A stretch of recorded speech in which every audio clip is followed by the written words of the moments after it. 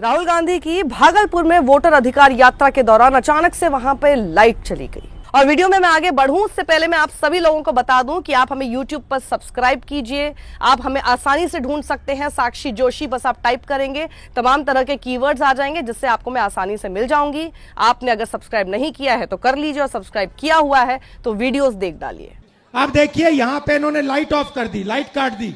और जब ये लाइट चली गई तो इस तरह की बातें वहां पर फैलने लगी कि देखिए साजिश के तहत राहुल गांधी की ये लाइट बंद कर दी गई है। पत्रकार जो वहां पर रिपोर्ट कर रहे थे उन लोगों ने भी इसके ऊपर आपस में डिस्कशन करके जो इतनी भीड़ हो रही है, जो लोगों के बीच चर्चा है इस वोटर अधिकार यात्रा की, वोट चोरी के मुद्दे की, तो यहां पर अचानक से ये लाइट काट दी गई। लाइट पर दिखाना लाइट ऊपर दिखानी है, बंद है। तो भागलपुर के घंटाघर में राहुल गांधी भाषण लेकिन अचानक लाइट पीछे हो जाए क्योंकि पीछे क्राउड बहुत सारा है।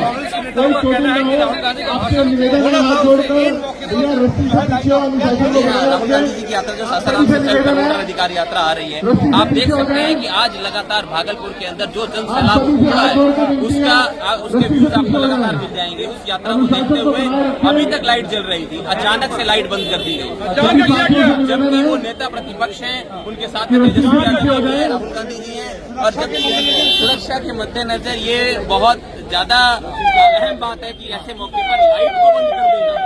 और जबकि हर मीटिंग के अंदर पहले ही बिजली विभाग से भी अधिकारी आप मौजूद होता है कि कोई भी एक भी लाइट बंद नहीं है।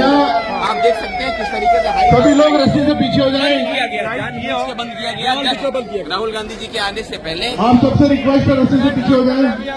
देखिए इस तरीके का प्रशासन जो सोची समझी एक साजिश कर रहा है, जो डर रहा है, जो डर के अंदर है कि किसी तरीके से उनको छुपाया जाए, अंधेरे में रखा जाए, जिस तरीके से लोगों के पास उनकी बात डिलीवर ना हो। लेकिन उनको शायद ये नहीं पता कि वो यहाँ पर रोक सकते हैं। ये सोशल मीडिया का माध्यम भी काफी ज्यादा फैल चुका है, वो किसी तरीके से भी आवाज को दबा नहीं सकते, आवाज को दबा नहीं सकते। राहुल गांधी भाषण देने वाले थे, उससे पहले लाइट ऑफ कर दिया गया। इनका प्रशासन से लगातार विपक्ष है, उनकी सुरक्षा के मद्देनजर जगह खाली कर दें। बहुत जल्द आपके बीच में राहुल गांधी जी गांधी को बहुत जल्द भाषण देना है। और पूरे इलाके की जो लाइट काटी गई उसके ऊपर राहुल गांधी ने फिर तंज कसते हुए क्या कहा, जरा सुनिए। इलेक्शन कमिश्नर मिलकर आपका वोट आपसे चोरी कर रहे हैं। क्यों चोरी कर रहे हैं? क्योंकि वो जानते हैं कि आपकी शक्ति, आपकी आवाज इस संविधान में है और आपकी आवाज, आपकी शक्ति वोट से सुनाई देती है। आप देखिए यहां पे इन्होंने लाइट ऑफ कर दी, लाइट काट दी। देखा आपने? लाइट काट दी, मगर ये सोचते हैं कि लाइट काटने से आवाज बंद हो जाती है। आवाज नहीं बंद होती, आवाज अंधेरे में सुनाई देती है।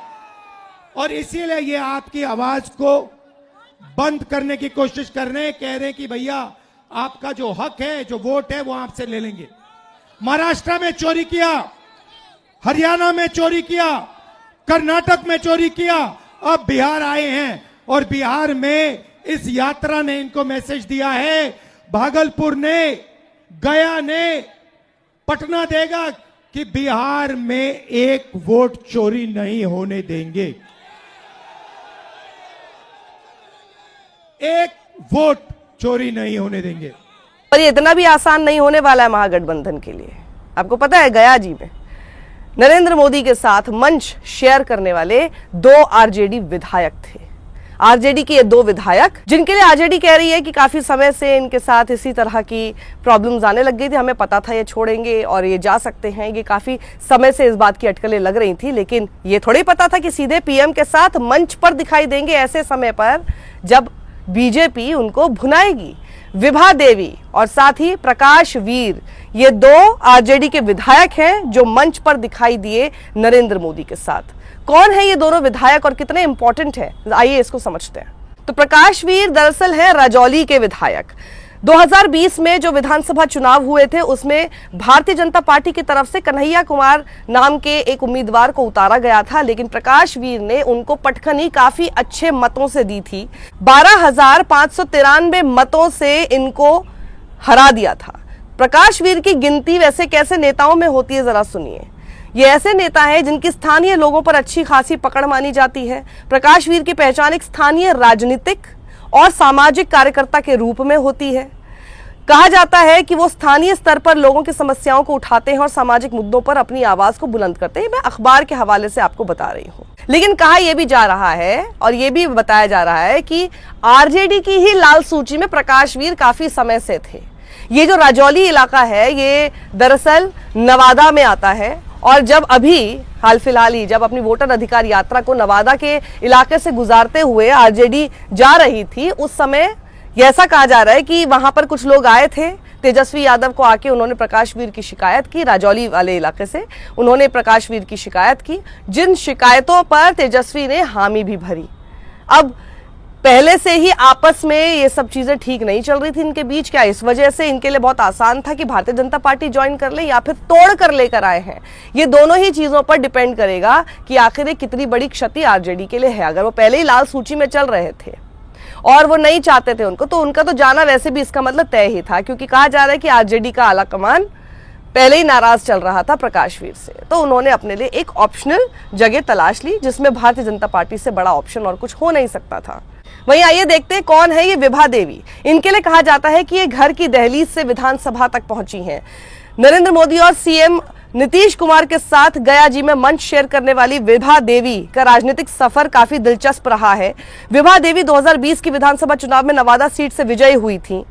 तब उन्होंने निर्दलीय उम्मीदवार रहे श्रवण कुमार को करीब 26,310 वोटों से हराया था। तो दरअसल विभा देवी जो है वो राजनीति के दांव पेच से हमेशा दूर ही रहती थी, लेकिन जब उनके पति राजबल्लभ यादव को एक मामले में जेल जाना पड़ा तो वो राजनीति में एक्टिव हो गई। अब आइए सबसे पहले ये जान लेते हैं कि ये पूर्व बाहुबली विधायक राजबल्लभ यादव हैं कौन, जिन्हें पटना हाई कोर्ट ने शुक्रवार को उम्र कैद की सजा से बरी कर दिया है। 14 अगस्त की ये खबर है। 14 अगस्त को ही इनको बरी कर दिया गया। मामला क्या था, गौर से सुनिएगा। निचली अदालत ने राजबल्लभ को एक नाबालिग छात्रा से बलात्कार का दोषी ठहराया था। खासकर 2025 विधानसभा चुनाव से ठीक पहले ये फैसला आना कई मायने में खास हो सकता है। साल 2016 में एक 15 साल की 9वीं की छात्रा के साथ दुष्कर्म के आरोपों के बाद राजबल्लभ को आजीवन कारावास की सजा सुनाई गई थी, लेकिन हाई कोर्ट ने अभियोजन पक्ष के कमजोर सबूतों के आधार पर उन्हें और 5 अन्य आरोपियों को शुक्रवार यानी अभी 14 अगस्त को बरी कर दिया। और उसके बाद क्या होता है कि उनकी पत्नी यहां नरेंद्र मोदी के साथ मंच पर दिखाई देती हैं, जिस वक्त नरेंद्र मोदी नैतिकता की बात कर रहे होते हैं। दरअसल विभा देवी के पति राजबल्लभ यादव की गिनती बाहुबली नेताओं में होती है। राजबल्लभ का लालू प्रसाद यादव के साथ 1990 से ही ताल्लुक रहा है। वो बिहार सरकार में मंत्री भी रह चुके हैं। 2019 की लोकसभा चुनाव में विभा देवी ने राजद उम्मीदवार के रूप में चुनाव भी लड़ा था, लेकिन तब उन्हें चंदन सिंह से मात मिली थी। इसके बाद 2020 के विधानसभा चुनाव में फिर से उनको टिकट दिया गया और इस बार वो जीत गई। लेकिन वहीं पिछले 2.5 साल से कहा जा रहा है कि आरजेडी के नेतृत्व के साथ इनकी दूरी ही बनी हुई थी, इनके रिश्ते अच्छे नहीं चल रहे थे। ना ही पार्टी कार्यालय में इतने सालों से दिखाई दी और ना ही आरजेडी के किसी भी कार्यक्रम में सम्मिलित होती हुई भी नजर आई। तो पिछले 2.5 साल से इस तरह की दूरी तो दिख ही रही है, लेकिन सबसे ज्यादा खटास जो है वो पिछले साल लोकसभा चुनावों के दौरान आई, जब नवादा की जो संसदीय सीट है उस पर राजद का टिकट श्रवण कुशवाहा को मिला था। अब पिछली बार ये हार गई थी, इस बार इन्होंने जो है श्रवण कुशवाहा को दे दिया। इसके बाद राजबल्लभ प्रसाद के जो समर्थक हैं वो काफी गुस्सा हो गए, लालू प्रसाद के विरोध में उतर गए थे।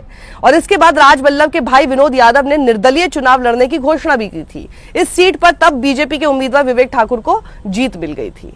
वहीं उनकी तुलना की जा रही है राहुल गांधी से, जो अपने साथ मंच पर किसको बिठाते हैं, दशरथ मांझी के बेटे को।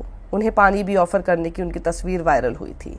और ये किनको बिठाते हैं, जिनके ऊपर रेप के इतने संगीन चार्ज रहे, उनकी पत्नी को बिठाया। और वहीं बंगाल में जब ये नैतिकता और भ्रष्टाचार की बात कर रहे थे, उन 3 कानूनों का जिक्र करते हुए जिससे उनके हिसाब से विपक्ष बेहद डरा हुआ है क्योंकि वो भ्रष्ट है, वहीं कैमरे पर जो कैद हुए थे शुभेंदु अधिकारी, वो खुद इनके सामने मंच पर बैठे हुए नजर आए। तो नरेंद्र मोदी के साथ जब वो नैतिकता की बातें कर रहे हैं अपनी इन रैलियों में, तो मंच पर कौन बैठ रहा है ये जरूर देखें।